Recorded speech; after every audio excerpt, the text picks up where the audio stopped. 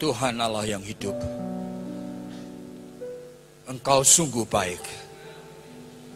Di dalam kehidupan kami yang berlepotan dengan kesalahan dan dosa ini, Engkau selalu memberi kepada kami kesempatan untuk kami datang dan bertobat. Untuk kami boleh mengalami pembaruan, untuk kami boleh mengalami sukacita sebagai anak-anak-Mu. Kami ingin Tuhan seluruh rangkaian ibadat ini kami persembahkan kepadamu. Kiranya Tuhan berkenan untuk puji-pujian dan untuk segala sesuatu yang kami lakukan di dalam rangkaian ibadat ini. Kami sadar Tuhan, mungkin ada di antara kami yang datang dengan beban-beban yang berat. Yang sebagai saudara-saudari seiman kami tidak mengerti Tuhan. Mungkin tidak terucapkan dengan kata-kata. Tetapi tidak mustahil ada keluarga-keluarga yang sangat menderita. Yang penderitaannya kami tidak fahami. Kami hanya mendengar dan menduga-duga. Tuhan, ada banyak keluarga di mana anak-anak sudah jauh, bahkan mereka sudah melibatkan diri di dalam tingkah laku yang menyedihkan sekali. Ada di antara keluarga Kristen yang anaknya terjerat dengan narkoba, terjerat dengan tingkah laku seksual yang tidak wajar dari LGBT, terjerat dengan kebiasaan-kebiasaan yang buruk, dan tidak lagi menginginkan akan hal-hal rohani dalam hidup mereka. Tuhan, kami tahu ada banyak orang tua yang kecil hati, yang kadang-kadang putus asa Tuhan, yang tidak mengerti apa yang harus kami lakukan. Tuhan, kasihanilah kami. Ada keluarga-keluarga di mana hubungan suami istri sudah menjadi hambar Tuhan. Komunikasi yang hanya diisi dengan hal-hal yang saling melukai. Bahkan tidak mustahil kami tahu ada keluarga-keluarga di mana pasangan kami mengkhianati kami, melukai kami, mencintai orang lain Tuhan. Terjerat di dalam dosa perzinahan yang kadang-kadang selama bertahun-tahun sudah menyeret seluruh keluarga di dalam kesengsaraan, di dalam kesusahan Tuhan. Kasihanilah kami. Dan kami kadang-kadang tidak mengerti doa seperti apa yang perlu kami naikkan kepadamu Tuhan. Kami hanya bisa mengeluh. Dan kami khawatir di tengah kondisi seperti ini pun kami menambah dengan kesalahan kami di dalam berpikir dan mensikapi yang tidak sesuai dengan kehendak Tuhan. Tuhan, ampuni kami. Tuhan, ada di antara kami yang mungkin mempunyai orang-orang yang kami cintai yang sedang sakit. Yang kami sadar bahwa sakit penyakit seringkali menyeret seluruh keluarga di dalam kesusahan. Ada banyak waktu, bahkan ada banyak tenaga, ada banyak uang bahkan yang sudah kami kuras. Tetapi kami seringkali belum melihat hasilnya.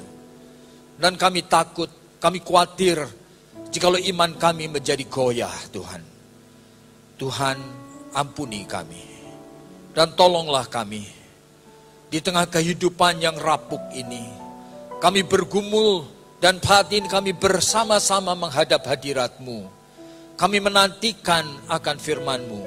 Tuhan, tolonglah kami. Supaya kami boleh memahami apa yang Engkau kehendaki. Dengarkan doa kami. Oleh karena hanya di dalam nama Putra-Mu yang tunggal Tuhan Yesus Kristus, yang adalah Tuhan dan Juru Selamat kami. Kami sudah berdoa. Amin. Silakan duduk.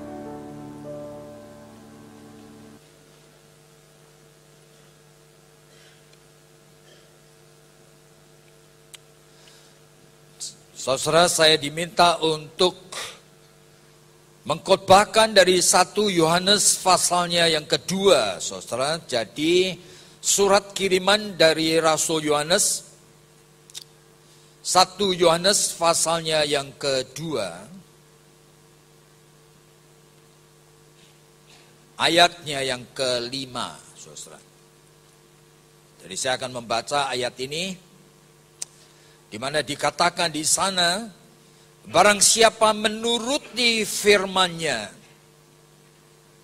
di dalam orang itu sungguh sudah sempurna kasih Allah. Siapa yang menuruti firman Tuhan? Yohanes mengatakan, di dalam orang itu sempurnalah kasih Allah. Apa ini maksudnya, saudara? Jadi pengertian mengenai menuruti firman dan mengalami akan kasih Allah, saya akan coba untuk jelaskan melalui surat Injil Yohanes juga, pasalnya yang ke-8, saudara. Jadi saudara, di dalam Yohanes pasal yang ke-8, Yesus pernah mengatakan di dalam ayatnya yang ke-30 sampai dengan yang ke-36, saudara. Kebenaran yang memerdekakan. Nah, setelah Yesus mengatakan semuanya itu, banyak orang percaya kepadanya.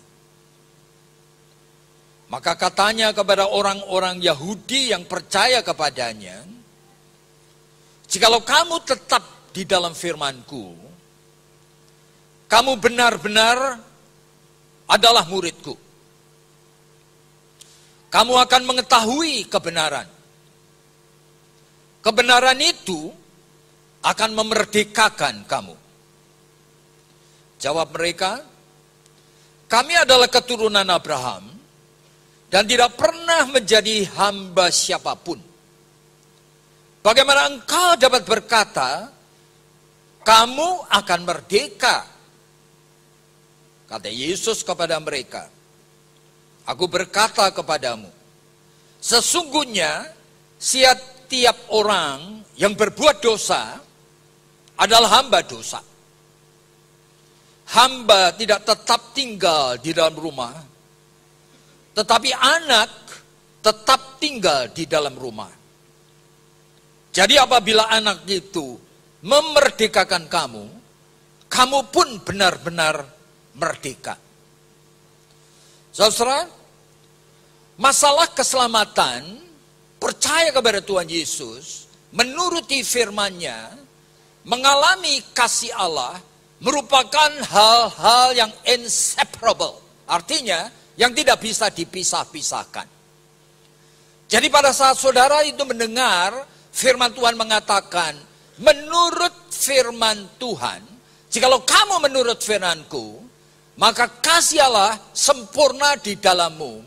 Maka saudara-saudara itu harus juga mempunyai konsep di dalam pikiran saudara mengenai apa yang sebetulnya Tuhan sudah lakukan dan apa yang sebetulnya sudah saudara dan saya itu alami. Nah, ini menjadi kompleks, saudara. Jadi mari kita itu melihat secara bertahap, ya. Jadi pada saat Tuhan Yesus berbicara di dalam Yohanes pasal yang ke-8, sebelumnya Yesus itu sedang berbicara mengenai misteri daripada dirinya sendiri, misteri daripada keselamatan yang Allah itu sudah sediakan bagi orang percaya. Kenapa saya menyebutkan misteri? Oleh karena di sana Yesus berbicara mengenai core belief, yaitu inti iman orang percaya yang tidak masuk akal. Di dalam 1 Korintus pasal yang kedua ayatnya yang ke-9, Rasul Paulus pernah mengatakan bahwa segala sesuatu yang disediakan Allah khusus untuk orang yang percaya tidak pernah ada dalam pikiran manusia, tidak pernah ada di dalam hati manusia. Semuanya itu misteri yang aneh sekali. Tetapi diberikan kepada saudara yang beriman atau percaya kepadanya. Jadi saudara, sebenarnya dalam Yohanes pasal 8, Yesus sedang berbicara salah satu dari ratusan misteri di mana dia mengatakan dirinya akan pergi kepada Bapa. Tetapi murid-murid dan juga orang-orang Yahudi mikir jangan-jangan Yesus akan bunuh diri saat itu. Aneh sekali, saudara. Lalu Yesus mengatakan, aku akan pergi kepada Bapa. Lalu mereka tuh tanya, Bapa itu siapa? Gitu ya. Lalu Yesus mengatakan lagi kalimat seperti ini. Bahwa orang yang melihat aku, yang melihat Bapa. Yang melihat Bapa, melihat aku. Ini aneh sekali. Jadi di dalam konteks yang aneh seperti itu, dia sedang bicara mengenai realita diri Allah yang tidak terfahami. Karya keselamatan Allah yang manusia sulit mengerti. Yang di dalam 1 Korintus disebutkan, bagi orang-orang yang tidak percaya, cara Allah menyelamatkan ini adalah kebodohan. Nah, saudara bayangkan. Dan saudara, di dalam saat manusia tidak bisa memahami ini, Yohanes pasal 8 mengatakan kalimat, ada orang-orang Yahudi yang percaya. Aneh ya? Bagaimana mereka bisa percaya? Tetapi menghadapi orang-orang Yahudi yang percaya ini, Yesus kemudian mengatakan ayat yang kedua 30 ini. Ya kan? Kalimatnya seperti ini. Maka Yesus berkata kepada mereka yang percaya, jikalau kamu tetap dalam firman-Ku, dan kamu benar-benar murid-Ku. Nah, ini menjadi suatu masalah. Berarti tadi soal percaya tadi, itu tidak selalu sama dengan kamu dan saya diselamatkan. Kamu dan saya betul-betul murid Yesus. Waduh, ini suatu misteri yang sulit sekali, saudara. Jadi mari kita itu pikirkan dengan pelan-pelan supaya saudara punya konsep pada saat memahami Alkitab itu tidak confusing, tidak kacau balau. Oleh karena di dalam Alkitab memang setiap manusia itu berdosa.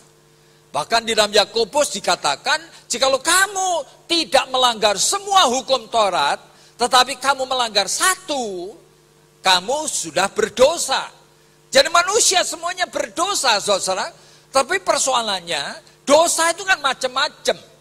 Ada dosa yang disadari, ada dosa yang tidak disadari. Nah, ya di dalam misalnya dosa yang tidak disadari, dan Mazmur pasal 19. Daud mengatakan, Tuhan ampuni aku, jikalau aku melakukan dosa yang aku tidak sadari. Nah, Alkitab juga membicarakan ada 3 macam dosa lain. Ada dosa original, yang memang dosa diwariskan oleh karena kamu dan saya turunan Adam dan Hawa. Sehingga meskipun seorang anak itu belum lahir, itu adalah manusia berdosa. Oleh karena statusnya, di hadapan Allah, turunan Adam dan Hawa, dia manusia berdosa.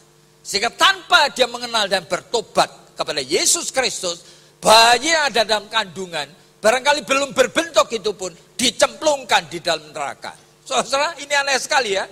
Jadi ada dosa original, lalu Alkitab juga membicarakan mengenai dosa actual. Artinya dosa perbuatan yang disadari. Tetapi Alkitab masih bicara lagi mengenai dosa inevitable. Artinya dosa yang manusia tidak bisa hindari. Dosa yang memang sudah hadir dan manusia tidak bisa hindari. Apa itu? Nah, saudara bisa membayangkan saja kalau ada orang lahir dibesarkan dalam keluarga di mana kedua orang tuanya itu orang tua yang tidak baik. Yang tiap hari bertengkar. Yang papanya itu berzina dan sebagainya. Yang abusif, kalau ngomong itu selalu melukai hati istri dan anak-anaknya. Bahkan seringkali menempeleng, memukuli dengan tidak beralasan. Nah, anak yang kecil lahir dan keluarga seperti itu sudah menyimpan luka hati. Anak yang lahir di keluarga seperti itu, jiwanya terus gelisah. Anak yang lahir dan keluarga seperti itu, sulit sekali bisa percaya Allah, sulit sekali bisa percaya kepada sesama manusia. Anak yang lahir dari keluarga seperti itu, sulit sekali bisa kerjasama dengan orang lain. Nah, ini ada prejudis, ada prasangka, ada kecurigaan, ada ketidakpercayaan. Nah, dosa yang inevitable, yang tidak bisa dihindari, sudah hadir.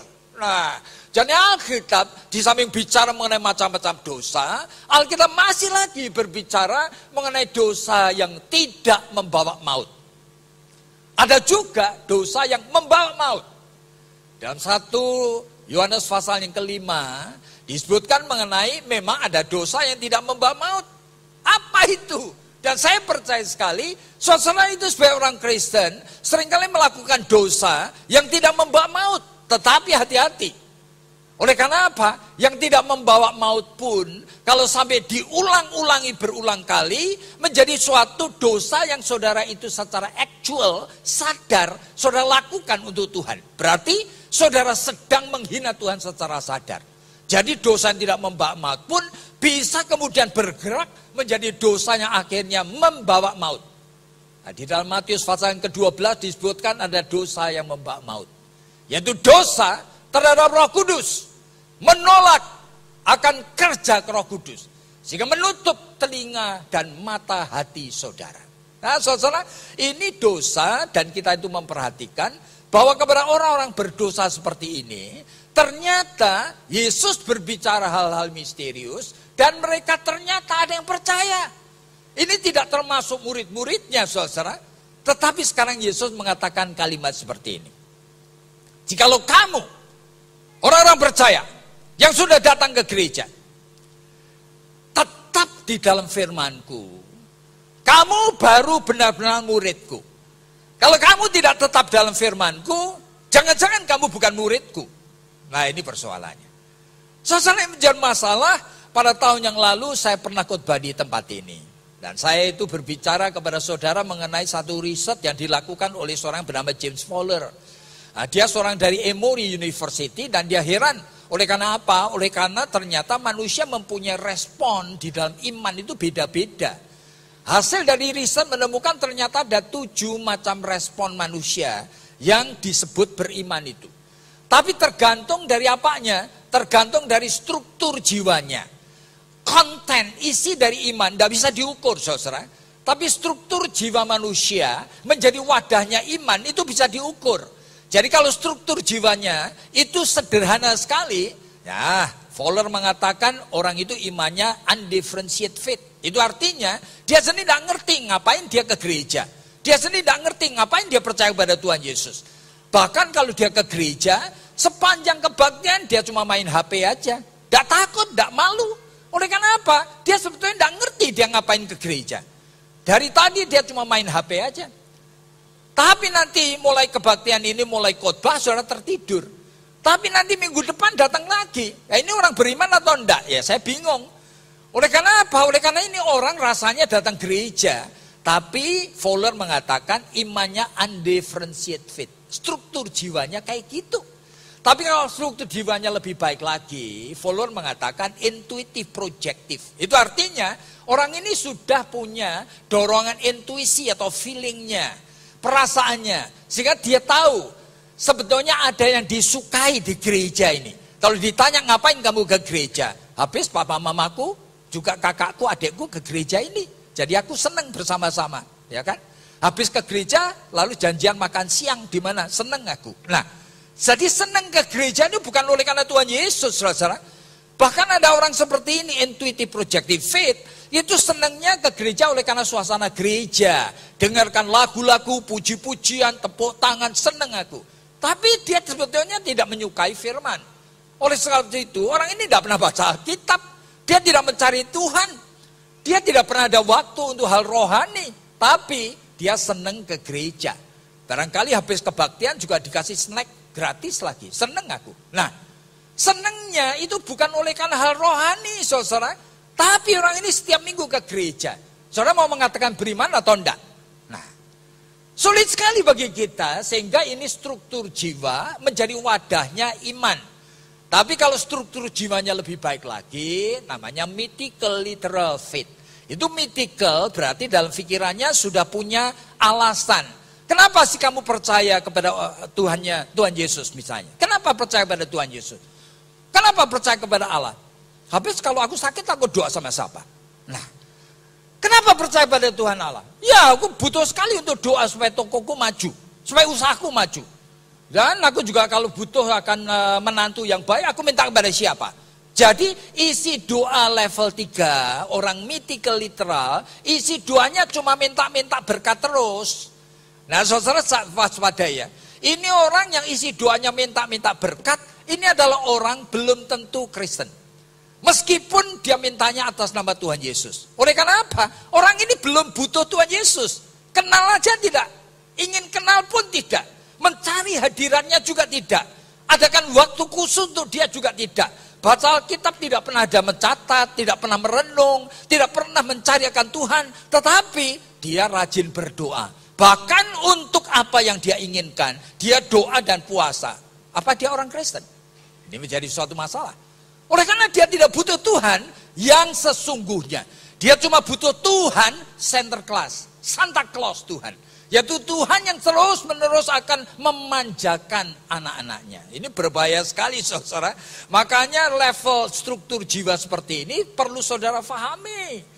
Kalau ini menjadi tekanan, jangan-jangan saudara itu levelnya mythical literal. Nah, kalau levelnya sudah lebih baik lagi, namanya synthetic conventional. Ini orang ini sudah mulai bisa melafalkan, ya kan, apa yang diajarkan di gereja. Kenapa kamu percaya kepada Tuhan Yesus satu-satunya Tuhan dan Juru Selamat? Habis itu ajaran pendetaku. Jadi ajaran pendetaku dengan diriku seolah-olah kami satukan. Namanya sintetik, disintesiskan, disatukan. Kenapa kamu percaya Allah itu Tritunggal? Habis itu ajaran gerejaku. Nah, dia belum mengerti saudara, tetapi dia sudah bisa menempelkan ajaran gerejanya di mulutnya. Nah, baru kalau strukturnya itu lebih dewasa, namanya Fowler menyebutkan individuatif reflektif. Nah, orang ini sudah mulai serius. Dia tidak mau menipu diri sendiri. Kalau saya orang Kristen, saya perlu betul-betul tahu. Betul enggak saya kenal Tuhan? Tuhan itu betul ada enggak? Bagaimana saya tahu kalau dia betul ada? Bagaimana tahu kalau saya diselamatkan? Siapa Tuhan Yesus? Bagaimana aku ngerti bahwa aku kenal dia? Wah, ini pertanyaan ini sudah muncul di dalam pikiran orang tersebut. Nah, ini permulaan daripada orang yang percaya. Makanya jangan heran. Yesus mengatakan apa? Jikalau kamu tekun tetap di dalam firman-Ku, baru kamu muridku. Kamu tidak tetap, kamu bukan muridku. Meskipun kamu ngaku dan mempunyai gejala, tingkah laku orang percaya.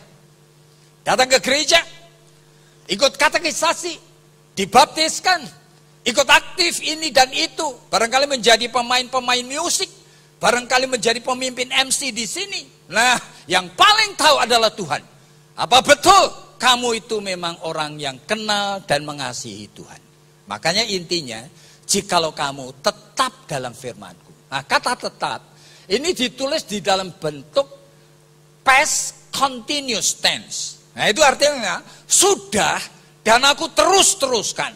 Orang itu sudah kenal Tuhan, sudah kenal firman-Nya, dan aku tekun terus-menerus dengan firman-Nya. Makanya orang ini bukan orang Kristen yang terus bayi. Meskipun semua tahapan di dalam hidup selalu mulainya dari bayi. Makanya Alkitab juga mengatakan ada bayi rohani. Dalam 1 Petrus dikatakan, kamu sebagai manusia rohani, seharusnya kamu menyukai air susu yang jati. Kamu bayi rohani, menyukai air susu yang sejati. Ya, di dalam 1 Korintus Rasul Paulus pasal yang ketiga mengatakan, memang aku tidak bisa dealing, ngomong sama kamu seperti orang yang rohaninya dewasa. Oleh karena apa? Kamu sebetulnya bayi rohani. Nah, jadi sebenarnya bayi rohani itu ada. Cuma, saudara mesti hati-hati. Ayat dalam Alkitab bukan cuma bicara hal begitu. Ternyata kalau saudara membaca Ibrani pasal 5, saudara akan kaget. Oleh karena di sana penulis Ibrani mengatakan ditinjau dari sudut waktu. Kamu seharusnya sudah menjadi guru. Kenapa sekarang kamu masih bayi? Kenapa kamu menginginkan terus hanya makanan dan rohani yang remeh-remeh, yang sederhana-sederhana, yang hanya dibutuhkan oleh bayi rohani? Kamu mesti menginginkan makanan rohani yang keras. Nah, saudara, di dalam Ulangan pasal 32, itu Allah pernah mengatakan mengenai dirinya, ya kan, yang dia mengatakan dengan suatu analogi, saudara. Allah mengatakan, aku ini seperti induk Raja Wali. Induk Raja Wali itu membongkar-bongkar akan sarangnya. Aneh sekali, saudara. Kalau saudara mau perhatikan, baru kita mulai mengerti pikiran Allah itu seperti apa. Oleh karena Raja Wali yang tinggal di daerah Palestina sana, Itu daerah gurun, saudara. Sehingga kalau mereka dia itu akan mengeluarkan telurnya. Dia selalu mencari sarang itu, membuat sarang di tempat yang terjal sekali, saudara. Supaya tidak bisa dihampiri binatang lain. Dia mulai taruh balok-balok kayu. Setelah itu di atasnya itu kemudian duri-duri. Lalu setelah itu dia tuh taruh rumput-rumput kering. Lalu setelah itu sebelum dia keluarkan telurnya, dia mulai cabutin bulunya sendiri, saudara. Taruh di atasnya, baru telurnya di sana dia remin. Ya, setelah beberapa saat akhirnya telur itu menetas. Waduh. Induk Raja Wali ini kepada bayinya itu sangat sayang sekali. Dia melindungi dari panas, dari hujan, dari angin. Tiap hari dia pergi cari makan, dia memberikan makan kepada anak ini. Sehingga anak ini terlindung dan makin hari menjadi makin besar. Begitu anak itu menjadi makin besar, bulu-bulunya itu makin lengkap. Waduh, induk Raja Wali ini jadi aneh. Kenapa? Aku membongkar sarang. Semuanya sarangku bongkar. Terpaksa anak-anak ini sekarang bertengger di atas apa? Duri-duri itu saudara, kena angin, kena hujan, kena panas. Tapi masih dikasih makan. Nah, sampai seluruh sayapnya itu lengkap. Tiba-tiba induk itu menjadi jahat. Tiap hari dia mendorong anak itu supaya jatuh. Ngapain saudara? Tentu anak itu tidak pernah tahu apa itu artinya terbang. Dia takut sekali. Tapi betul dia dorong sampai anak itu jatuh. Dalam keadaan menggelepar, tidak karu-karuan itu. Induk itu dengan gagah perkasa dia terbang. Dia tangkap anak itu dengan punggungnya. Saudara. Lalu dia lemparkan anak itu tinggi-tinggi ke atas. Supaya ngapain? Anak itu mencoba mengepakkan sayapnya. Begitu sayapnya dikepakkan, dia bisa terbang. Saudara. Nah, pada saat itu induk Raja Wali mulai nungguin di mana? Di sarangnya. Begitu anak itu balik, dipatok dia. Tidak boleh kembali. Kenapa? Sudah menjadi Raja Wali yang dewasa. Lalu Allah mengatakan, aku ini mirip seperti itu. Kamu tidak boleh menikmati hanya menjadi orang Kristen, orang beriman, yang terus bayi, yang cuma minta-minta berkat Tuhan, minta pertolongan Tuhan, apa-apa minta pertolongan Tuhan. Sudah saatnya kamu menjadi dewasa, kamu menjadi pengajar firman sesuai dengan waktu. Tidak lagi ada maaf. Jikalau ada orang Kristen sudah 5, 6 tahun, 10 tahun menjadi orang Kristen, tidak pernah mengajarkan firman kepada orang lain. Tidak ada kesempatan yang seperti itu diberikan. Oleh karena apa? Aku induk Raja Wali. Ini kata-kata dari Alkitab ini. Nah, makanya Yesus mengatakan di dalam Yohanes pasal yang ke-8 tadi. Kalimat apa? Jikalau kamu tetap dalam firman-Ku, baru kamu murid-Ku. Lalu, kamu akan mengenal kebenaran. Kebenaran itu akan memerdekakan kamu. Nah, inilah persoalannya. Ada 4 hal ya. Ya, yang pertama, jikalau kamu tetap di dalam firman-Ku. Berarti tekun. Kamu akan mengenal kebenaran. Kamu akan benar menjadi murid-Ku. Dan kamu akan mengenal kebenaran, dan kebenaran itu akan memerdekakan kamu. Nah, saudara, pertanyaan mulai muncul sekarang. Realitanya bagaimana? Saya mencoba melihat dalam Alkitab ini, anak-anak Tuhan, termasuk hamba-hamba Tuhan yang besar, ini ternyata tidak selalu bisa membebaskan diri dari dosa, saudara. Saudara, misalnya aja saya sebutkan Rasul Paulus. Nah, saudara barangkali kaget ya. Oleh karena Rasul Paulus sadar sekali bahwa dirinya itu mendapatkan anugerah sehingga bisa percaya. Dari seorang yang dulunya itu jahat sekali, membunuh orang Kristen seperti orang-orang ISIS sekarang ini. Nah, sekarang dia menjadi hamba Tuhan. Luar biasa sekali pengalaman. Saudara, pada suatu hari saya membaca satu bagian dari tulisan dari orang lain.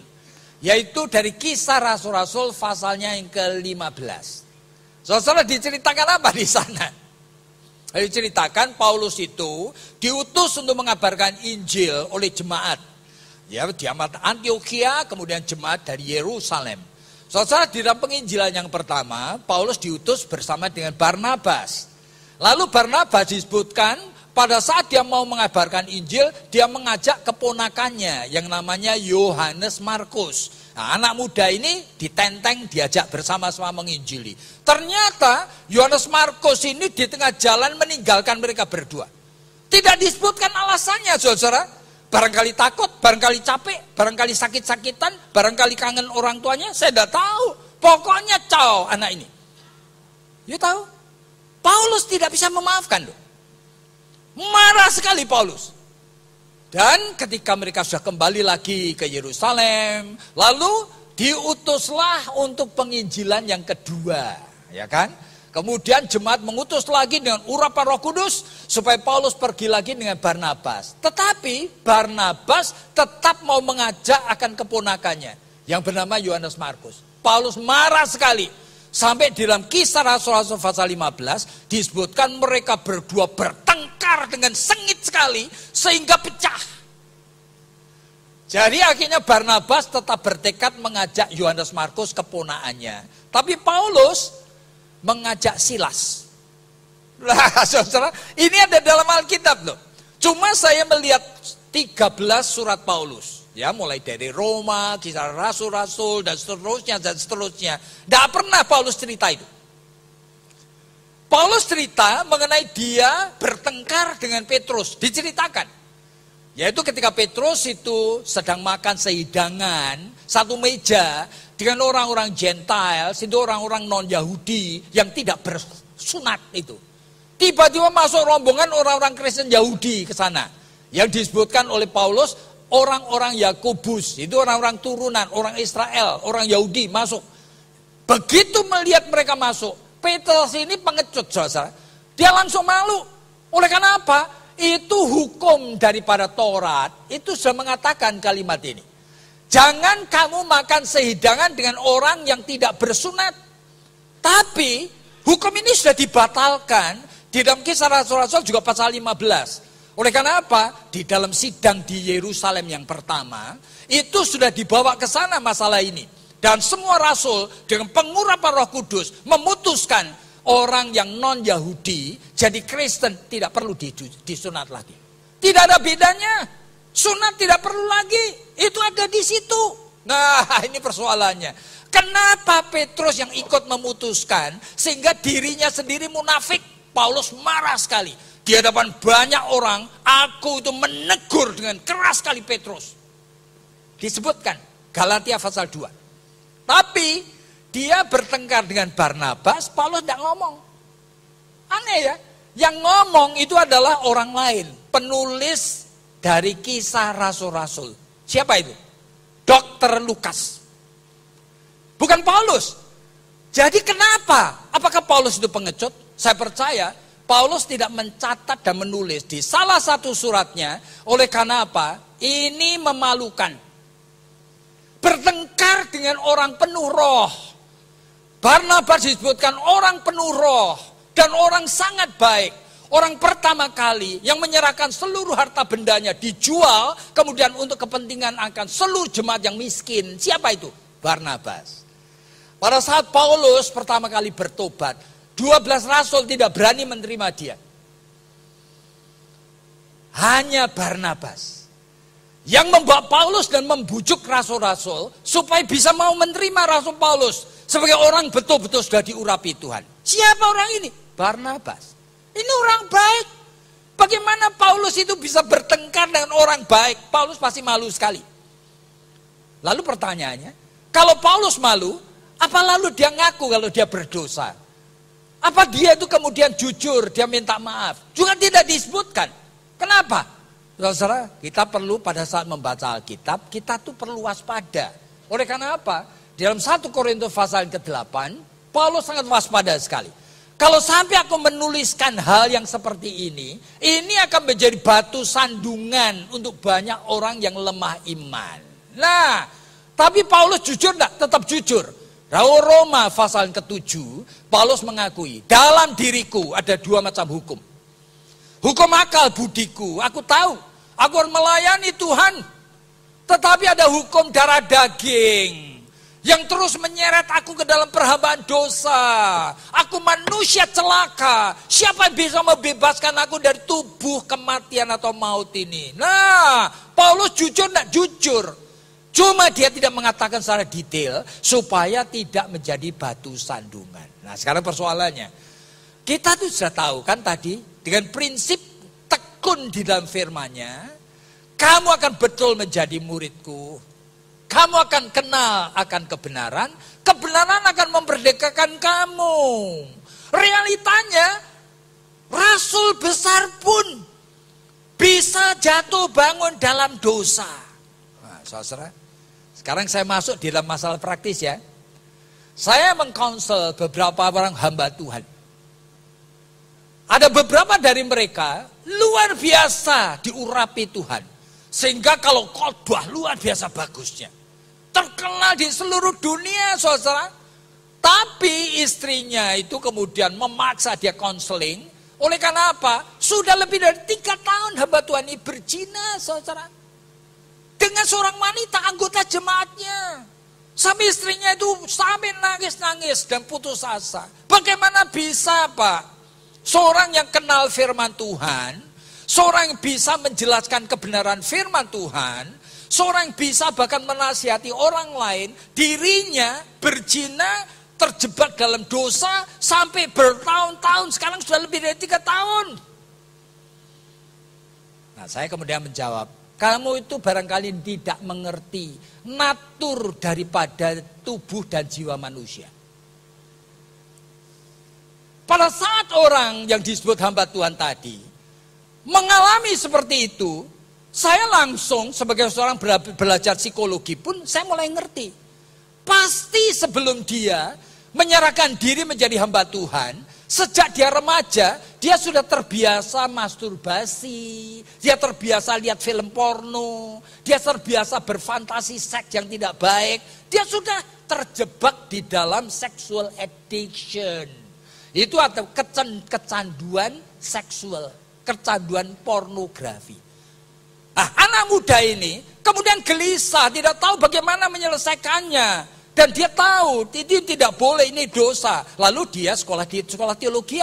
Oleh karena apa? Sekolah teologi dengan pikiran sesuai dengan ajaran Alkitab. Di dalam Yohanes pasal 8 ayat 32 tadi kan disebutkan, jikalau kamu tetap dalam firman-Ku, ya kan? Maka firman Tuhan itu akan membebaskan kamu. Ya tak? Ada di sana. If you know the truth. Kalau kamu kenal kebenaran, kebenaran akan membebaskan kamu. Nah, orang ini menjadi hamba Tuhan dengan pikiran seperti itu. Kalau saya belajar teologi, saya belajar Alkitab, firman Tuhan akan menerangi dan membebaskan aku dari dosa. Betul enggak? Betul dan enggak betul. Loh, kenapa betul dan enggak betul? Oleh karena pada saat orang belajar sekolah teologi, belajar Alkitab, ini sebenarnya memakai otak yang ada di atas ini. Namanya itu thinking brain, pikiran di sini. Jadi pada saat dia sedang berpikir mengenai kebenaran firman Tuhan, tanda petik, kebutuhan ingin berzina itu di-repress. Repression itu artinya bagian daripada defense mechanism. Itu adalah tingkah laku untuk mencoba untuk menekan dan melupakan keinginan untuk berzina. Lalu keinginan berzina itu hilang enggak? Enggak hilang, saudara. Oleh karena keinginan berzina itu tersimpan di dalam alam yang namanya pre-consciousness. Jadi manusia itu setiap saat mempunyai 3 macam kesadaran. Nah, yang pertama namanya consciousness. Saya sadar, saya sedang ngapain, ya kan? Tapi pada saat yang sama ini, saya menyimpan ribuan memori yang saya simpan dalam otak. Saya tidak lupa, tetapi saya tidak pakai. Ini namanya tersimpan di dalam pre-consciousness. Setengah sadarin. Nah, yang ketiga, ada hal yang tersimpan di dalam unconsciousness. Ini saya tidak tahu. Nah, ini menjadi masalah. Nah, saudara, saya akan jelaskan saja. Jadi pada saat saya berdiri di atas mimbar ini, saya sadar sekali. Saya punya consciousness ini sedang hidup. Sehingga saya tahu saya lagi khotbah. Saya tahu sekali, di hadapan saudara saya tidak boleh main-main. Saya tidak boleh salah omong. Saya harus menyusun kalimat, saya menyusun outline, saya mencari ilustrasi yang tepat. Mata saya terus bergerak, pikiran saya terus sadar sekali. Jangan sampai ada orang di sana tertidur atau di sana sedang main HP. Saya terus begini. Saya sadar. Itu namanya saya sedang memakai conscious mind.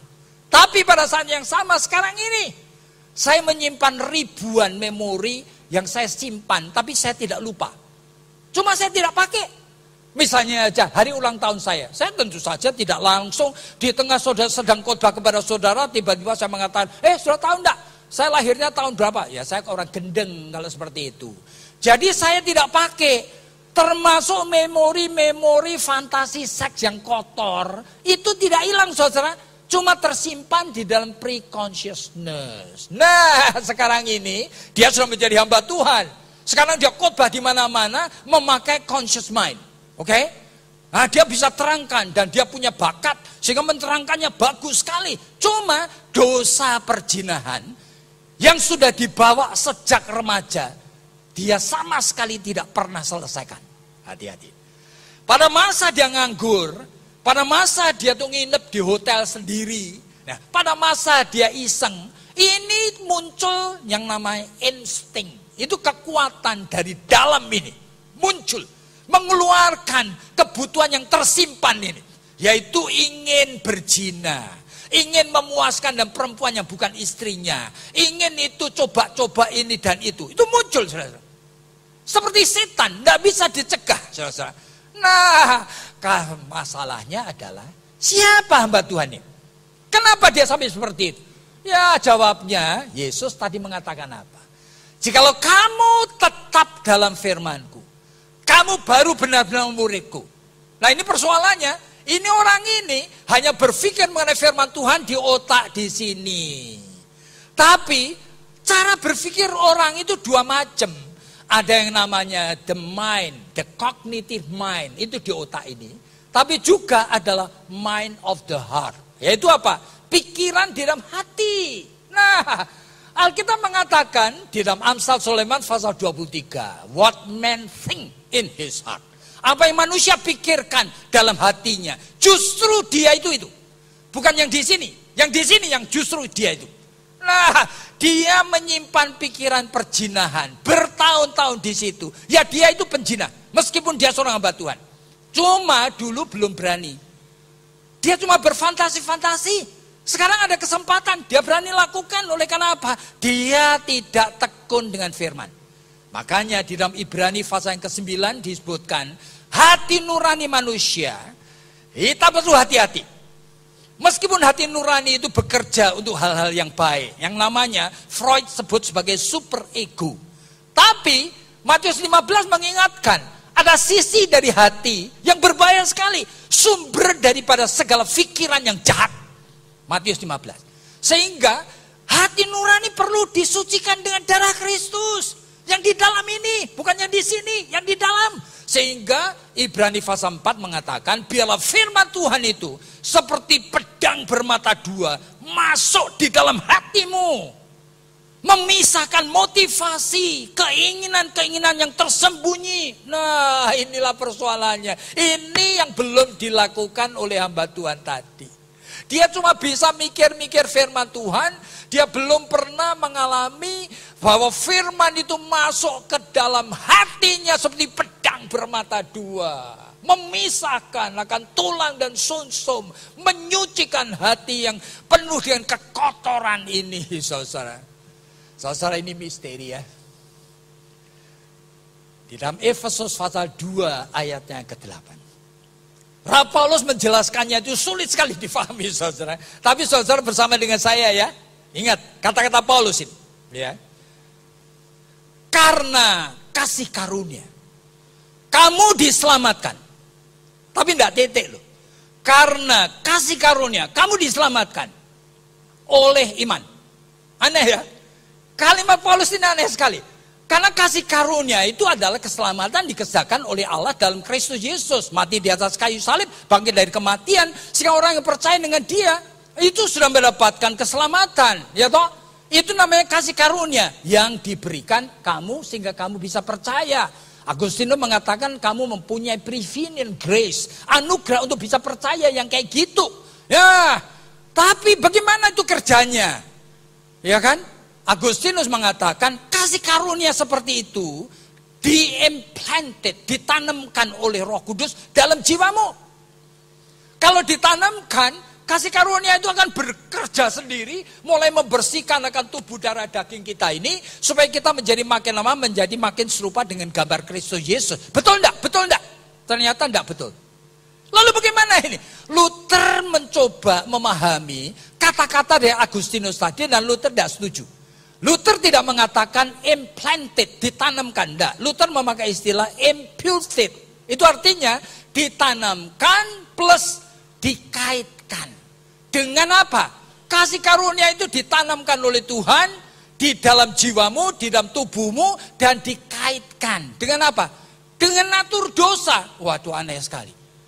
Luther ini mencoba memahami pikiran Paulus dengan hebat sekali, saudara. Efesus pasal 2. Karena kasih karunia kamu diselamatkan oleh iman. Lah, tidak bisa cuma karena kasih karunia kamu diselamatkan, titik, selesai. Tidak, oleh iman. Karena apa? Kasih karunia itu imputed, ditanamkan dan dipertalikan dengan tubuh darah daging yang berdosa ini. Sehingga Luther itu memakai istilah di dalam bahasa Latin, semper justus et peccator. Artinya apa? Kamu ini terus menerus orang yang sudah dibenarkan Allah tetapi juga pendosa. Aneh sekali ya. Sudah dibenarkan Allah tapi juga pendosa. Jadi ngapain? Filipi pasal 2 mengatakan, kerjakan keselamatan ini dengan takut, dengan gentar. Oleh karena Allah sudah memulai, bahkan Allah memberikan kepadamu will and word, kehendak, dorongan, keinginan untuk melakukan. Kamu mesti menyatukan ini. Nah, sehingga kamu itu membuat kasih karunia Allah itu mulai berkaitan dengan dosa di dalam angan-anganmu. Penjinah, kaitkan. Waduh, ini berat. Oleh karena ini mengkaitkannya membutuhkan penyalipan dan penyangkalan diri. Itu yang saya lihat hamba Tuhan tadi tidak lakukan. Saudara, Yesus mengatakan bukan di dalam Matius maupun di dalam Injil Lukas. Jikalau kamu tidak menyangkali dirimu, mengangkat salibmu, kamu tidak bisa jadi muridku. Padahal mengkaitkan anugerah ini dengan natur dosa, ini menyakitkan sekali. Saudara, saya membaca beberapa buku tulisan dari Henry Nouwen. Henry Nouwen itu seorang Katolik tapi saleh sekali. Dan dia mempunyai orientasi kecenderungan homo, saudara. Berkali-kali dia jatuh. Suatu hari dia bertobat. Anda mau lakukan lagi. Tapi tidak mengerti bagaimana menghilangkan akan natur dosa homo ini, saudara. Akhirnya dia minta kepada Tuhan dan Tuhan memberikan kepada ide. Yaitu ngapain? Yaitu dia ingin mematikan dengan cara menyakitkan. Dia pergi ke Toronto di Kanada sana, ke satu panti untuk anak-anak yang cacat. Itu seperti The Daybreak Arch yang ada di Toronto sana. Lalu dia ke sana ngapain? Dia ingin sekali untuk ngapain? Membuat dirinya itu melakukan hal yang terpaksa. Dia paling jijik kalau melihat orang-orang yang ngiler-ngiler, yang ngobrol-ngobrol jijik. Tapi dia memberanikan diri. Dia ingin sekali bertemu Tuhan itu melalui pengalaman yang dia paling tidak senang. Saudara-saudara. Nah, pada suatu hari, kemudian itu seorang teman dari Henry Nouwen, itu namanya Philip Yancey, itu berkunjung ke sana. Dia pesawatnya datang ke Toronto pagi hari, sehingga datang ke sana kira-kira jam 6:30. Waduh, dia baru bangun ini. Lalu, ya kemudian Henry Nouwen mengatakan, bagaimana kalau kamu tunggu di ruang tamu dulu? Oke. Tunggu setengah jam, 1 jam, 1,5 jam, 2 jam, hampir 3 jam. Nggak muncul-muncul, baru muncul. Dia mendorong dengan kursi roda itu seorang yang mental retarded severe. Nggak bisa apa-apa. Usianya tapi sudah dewasa, 26 tahun, namanya Adam. Orang itu ngeler-ngeler gini itu tidak bisa apa-apa. Lalu dia ngomong, sorry ya, aku tuh harus tidur sekamar sama dia. Jadi kalau bangun aku mesti bangun, gotong dia ke kamar mandi, aku mesti cuci, ngobrol, ngompol, aku cuci. Kemudian saya cuci ke sabun berkali-kali supaya baunya tidak nempel. Lalu saya sikatin giginya, kemudian saya sisir rambutnya, saya kemudian kasih pejama yang baru, lalu saya kasih vitamin-vitamin, lalu ya beginilah. Kadang-kadang 2 jam, kadang-kadang 2 jam setengah. Tiap hari. Nah, baru keluar. Lalu Yancey mengatakan, kamu tuh profesor yang bicara di Harvard, di Yale, kamu sekarang melakukan kayak gini untuk apa? Lalu Nouwen mengatakan, dulu beberapa tahun ini saya berpikir persis seperti kamu. Ngapain? Karena bisa diserahkan suster. Tapi ini yang Tuhan itu mau dalam diriku. Sekarang aku mulai merasa dengan melayani Adam yang seperti ini, natur dosa yang lama itu mulai mati, mulai hilang. I thanks God. Aku berterima kasih kepada Tuhan. Mas, Dia berapa lama di sana? 10 tahun. Jadi ini adalah jalan Tuhan yang diberikan kepada setiap anaknya supaya memikul salib. Melalui hal yang dia paling tidak suka. Tapi di dalam konteks seperti itu, di sana dia bergumul dengan Tuhan, mempertemukan kasih karunia Allah dengan natur dosa homo yang dia tidak mampu atasi. Dan akhirnya itu mulai pelan-pelan dimatikan oleh Tuhan. You mau lakukan? Saudara, kalau melihat yang seperti ini, saya mulai melihat, saya bisa mengerti sekali. Hamba Tuhan yang tadi konseling dengan saya itu kasihan sekali. Oleh karena apa? Di dalam Yesaya pasal ke-50, orang yang mau menjadi hamba Tuhan harus tekun supaya kenal firman Tuhan. Sehingga dia melatih mulut, melatih telinga, dia mendengar suara Tuhan. Dia bisa menceritakan firman Tuhan, mengkhotbahkan dengan bagus sekali. Cuma ada yang ketiga, dia harus rela. Tuhan mendisiplin dia. Di dalam Yesaya pasal 50 disebutkan, maka aku membiarkan orang lain mencabuti akan janggutku, meludahi mukaku, memukulin punggungku. Nah, ini yang dia tidak mau. Makanya sudah menjadi hamba Tuhan yang besar, jatuh terus dalam dosa. Saudara, jikalau kamu tetap dalam firman-Ku, kamu betul-betul muridku, kamu akan kenal kebenaran. Kebenaran itu akan memperdekakan kamu. Saudara, jalan perjalanan iman orang Kristen seperti ini. Makanya jangan pikir saya bisa menjadi orang Kristen tanpa salib. That's impossible. You betul-betul mau untuk mengikuti jalan Tuhan, pasti you akan menghadapi akan salib yang menyakitkan sekali.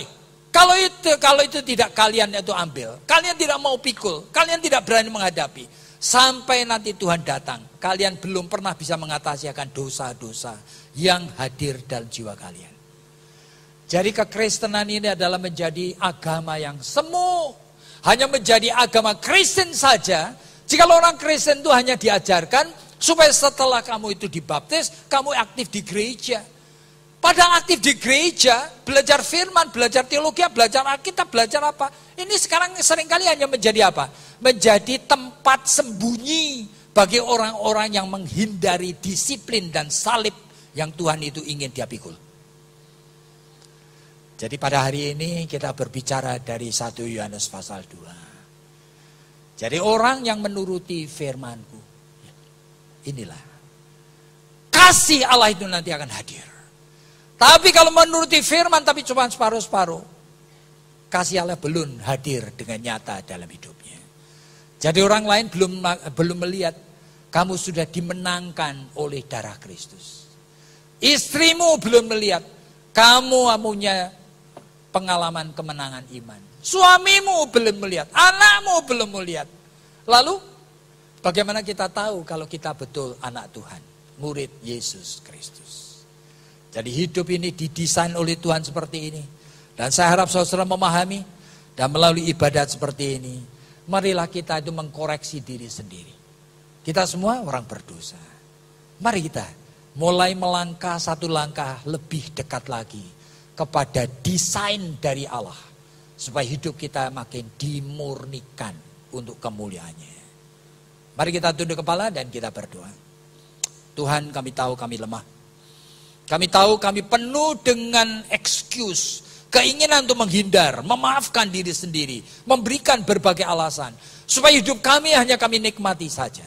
Tetapi kami tidak pernah secara serius memikirkan sungguh-sungguh bahwa Engkau ingin dengan kuasa dan kekuatan-Mu, kami mematikan dosa-dosa yang hadir di dalam hidup kami. Karena hanya di dalam pengalaman yang seperti itulah, kasih Allah hadir. Menjadi nyata di dalam kehidupan kami.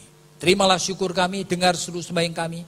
Oleh karena hanya di dalam nama Tuhan Yesus Kristus yang ajaib, kami sudah berdoa. Amin.